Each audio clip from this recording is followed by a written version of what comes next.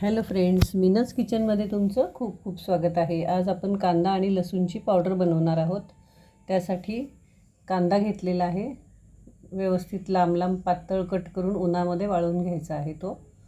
आणि त्यानंतर लसूण जो आहे तो सुद्धा सोलून थोडासा चॉपरनी क्रश करून घ्यायचा आहे आणि तो सुद्धा उन्हामध्ये वाळवून घ्यायचा आहे। कांदा आणि लसूणची पावडर घालून मी एक मसाला तुम्हाला दाखवणार आहे आणि बऱ्याच मसाल्यांमध्ये हे कांदा लसूणची पावडर वापरतात। तर कांदा अगदी छान कुरकुरीत वाळलेला आहे, त्याची पावडर आपण करून घेणार आहोत। तशीच या अगोदर पण मी तुम्हाला टोमॅटो पावडर, बीट पावडर अशा दाखवलेल्या आहेत। उन्हाळ्यामध्ये तुम्ही वेगवेगळ्या पावडर अशा करून ठेवून एक वेगळा मसाला असतो, तो मी आता पुढच्या रेसिपीमध्ये दाखवणार आहे, त्यामध्ये तुम्ही वापरू शकता।